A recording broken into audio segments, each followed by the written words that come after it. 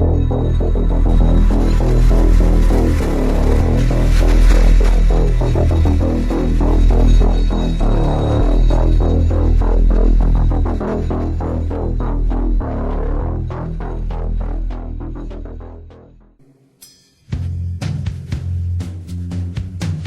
name is Nassim Sabs. Let me ask you a question. Has anything ever happened to you that you couldn't explain? That made you feel sort of foolish when you tried to tell somebody about it? Well, if it has, you have plenty of company, as you'll soon see. So the protocols that they gave us for themselves weren't even followed.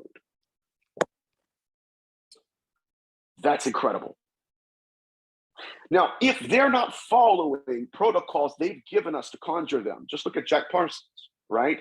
I'm going to do A, B, and C, and they're going to come in here, and I'm going to be able to get a hold of them. And then once you realize that, okay, he doesn't have a hold of them, they have a hold of Jack, and all of the laws that he thought they were going to follow at a certain point in time, they were non-existent. And now what he has is an entity that he conjured into this world, and they're a handful.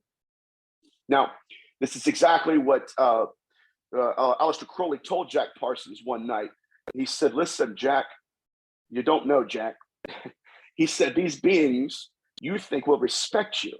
He said, and I understand you have these different aspects and avenues of conjuring. He said, but let's say that once you're done with all of your liturgical rites, once you're done doing all of that and you actually have an entity in front of you, what are you going to do with it? Are you going to ask it questions, Jack? Are you going to start conjuring more because it's already there? And Jack Parsons, in his ignorance and arrogance, he believed that, listen, if I can conjure it, I can control it. And sure enough, one night, his last ritual, his last experiment, it blew him up, literally, into pieces. And prior to that ritual, he wrote in his diary, I hope I can conjure them, and just hope that if I die, I know they'll have my soul. So that's another lie, I believe, that we're being told by the beings. Number one, if I am innocent, then they're innocent. If I am pure, they're pure, as if they will mirror me and my desires to conjure them. That's another lie. And I hate to say it like that, but we have evidence of this already in the field. More than that, my purity and my innocence and my good intentions will create desired outcome. Now, what's really interesting about this is it's the same thing I said earlier, is that it's not like we just came up with this yesterday. We have 3,000 years of case study after case study, even in modernity.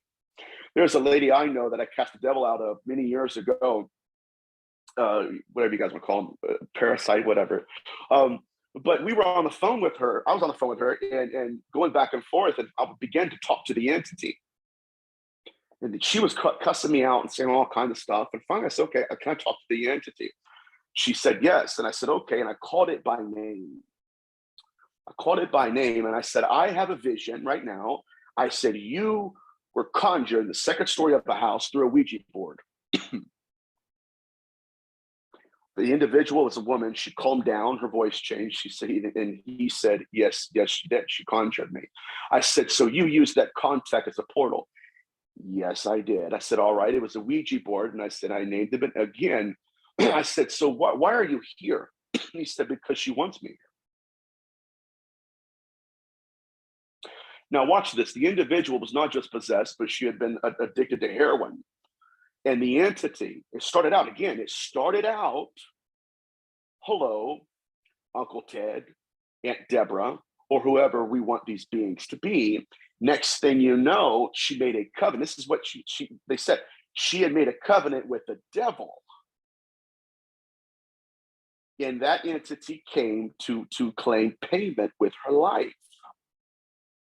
Now, these, and I understand this, people are going to say, okay, Nathaniel, you're doing alarmist. I am. I make no apologies about it. I know. But my point here is, it's like Rex said earlier, we have to start defining this in a clearer way. Because it seems like in every other practice of conjuring, be it ritual magic, even Santeria, whatever Crowley was doing with the Kabbalistic rituals, Jack Parsons, these beings will allow us to believe in certain laws. And then until they want to step in and begin to do what they want to do, then all the laws dissolve into nothingness. And we realize, possibly for the first time, that we're being used, in that it was not contact that they were wanting the entire time. It was us that they were wanting the entire time. And so what they have been doing is, we weren't conjuring them, they were conjuring us. But they allowed us to play into the head game of, I'm going to make you think you got me, and then meanwhile, I have a hold of you. I hope this is making sense. I can remember being just a young kid, and I went to a natural history museum, and I always got bored being with the group because I'm not really a follower. And I just left the group and all by myself, and I got in trouble later today. I didn't care. But I'm walking around, and they had this exhibit, and it was a line of mailboxes. There was a placard on it, and it said, stick your hand in the mailbox, pull it out, think about it, and tell us what you think you felt. So one after one, I was wrong every time, never got one right. But what I was doing was, I was using all of my senses to grasp something that I really had no experience of. So essentially, here I am, I have touch, but I don't have sight. I think I do because I could see it in my mind. And so what I had done is, I had one essence of sense. I knew what it felt like. And so what I did is, I used that feeling to create whatever it was that I was feeling. Not that I was ever right. I just knew as a kid, I felt something. And so what my brain had to do was start to fill in the blanks of what I was experiencing. And I fear that in the field, we are using feeling more than we are the mind. In other words, we justify their nature. Well, I felt them. We use the experience to validate who and what they are. In other words, we see this often in experiencers. I know my doctrine's real because I know what I felt doing. Because just like a kid, I fear that many cases, just because we feel them around us, if we could conjure them, does not really mean we know what their intentions are for us.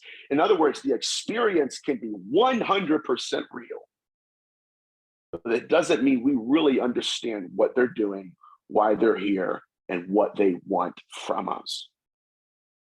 That's the nature. The human condition cries out to be understood. It cries out to understand as well, not just to know, but to be known. And I also have another fear, and we're already up to 9:30. I've been rambling, man, I'm sorry. But my another fear, again, is that if there are botched rituals that these beings are willing to step into, what if they give us something that works just right? Right? What if, see, again, we can go down through the different protocols. Okay, fine. I've read them before, but the point still stands. We can sit there and go through each and every one of them and say that they're contact modalities. But guys, this is not some new revelation to us. We have experiencers that went through all of these. They've tested them over and over and over again. And you know what they came to the conclusion of? What they came to the conclusion of is, I cannot control them, but they can control me.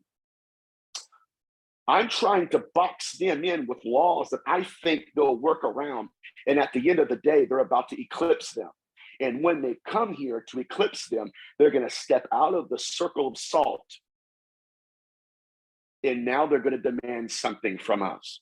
And it's a scary point in history. It's the same thing they do with Deborah Muffin. break the ritual. I don't even have to have a real ritual that makes any sense, at least to have an invitation. And an entity she had no idea even existed stepped into the room wanting a blood sacrifice, even willing to scratch it on a mirror. Now, what I am suggesting is this. Do I have enough data about C5? I don't think we do. Honestly, I think right now I'm erring on the side of fear and concern, only because we've seen this over and over and over again. This is not a new thing. It's new to many researchers. But to those who know like ritual magic, these beings have been leading us on for thousands of years, giving us rules that they won't even follow. And the entire process was not just, I want to give you rules, but I'm going to allow you to believe that I'm following them up until a certain point. And then I'm going to manifest that I'm going to take what I want. Okay, let's go deeper. The manifestations that we are witnessing now in the field of ufology, many of these beings don't even have to be conjured. Many of these beings are now manifesting to experiencers as semi-divine. Semi-divine. Not just that, but now we have experiencers who are acting like prophets and prophetesses, and they'll use phrases like, these are my these are my beings. And not just that, but now that they're prophets and prophetesses, it's not just that. This is really interesting too. Now they're creating their own conjurings. This is how I connect with them. This is how they manifest to me. Now, I would like to ask a question, and I know I would love to hear your all's answers. At what point does this become a prayer? Well, and I heard a researcher, well, it's not prayer because you have to, the prayers to God. That's not true. Not true at all. If you go into the classic definition of prayer, it's asking for help. That's the definition of it. It's not just strictly limited to some religious thing. But at what point does it become a prayer? And at what point do all of these rules that we're supposed to follow become doctrine? And at what point do these beings become gods? Or at least mediators between us and God? Here's why I say that. Because I think that's where we're heading into in the field. The CE5 experience and experiment is designed to contact something other that has its best interest in us. It has our best interest in mind. And if you've heard any of my shows, even with Rex or even any of my shows, I think I've established this point: we cannot trust them. And if we cannot trust them, can we trust the rules they're giving us to follow? Because if we can't, what are we left with, right? Let me go down this road.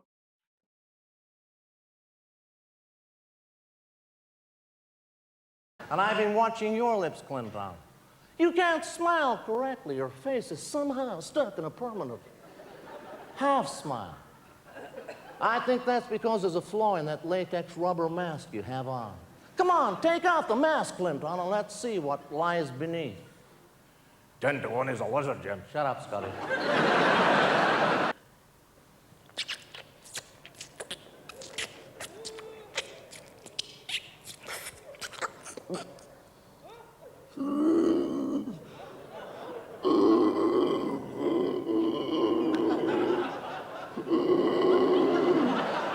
But now I must put back the mask because I'm giving a young female intern.